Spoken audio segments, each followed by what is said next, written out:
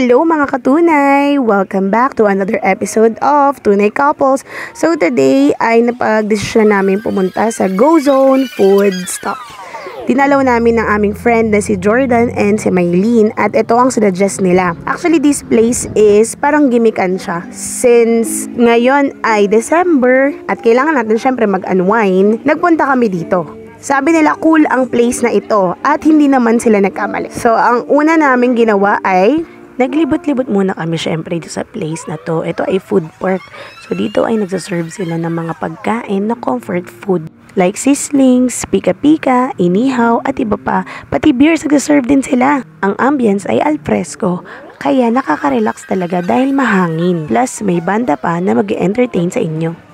Ang aming in-order ay ang aming favorite na nachos overload. Nakita nyo naman kung gaano ka-generous ang toppings at ang cheese. Grabe. Sa halagang 150 to 180 pesos, meron ka ng good for sharing isang platter na to. Nakita nyo naman, sarap na sarap ako kasi malutong at madaming laman. Next na in-order namin ay ang pika platter worth 250 to 280. Meron ka ng apat fries, kamote fries, chicken fingers at calamares. Siyempre, umorder na rin kami ng 2 bucket ng beer kasi nagsaserve naman sila para makumpleto ang aming kwentuhan.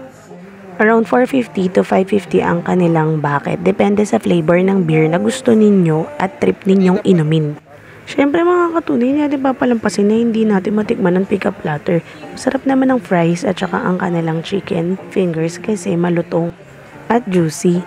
Masarap din ang garlic mayo nila na di talaga namang mapaparami ka ng pika. Perfect partner mga katunay sa beer.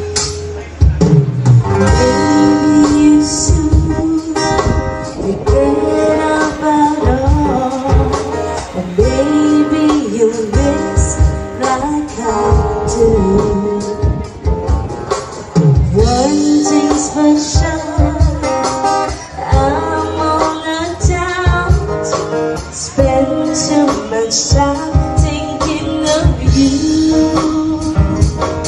and I can't get you out of my dreams.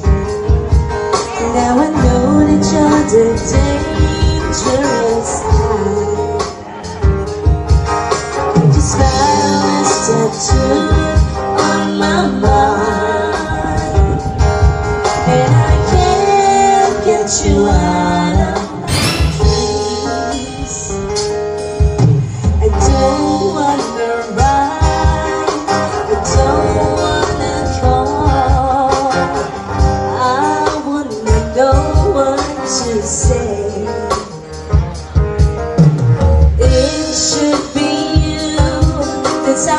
At dahil pwedeng makijam mga katunay, syempre sinimantala ko na rin ang pagkakataon, nakijam ako. Until next time mga katunay, stay real! Bye!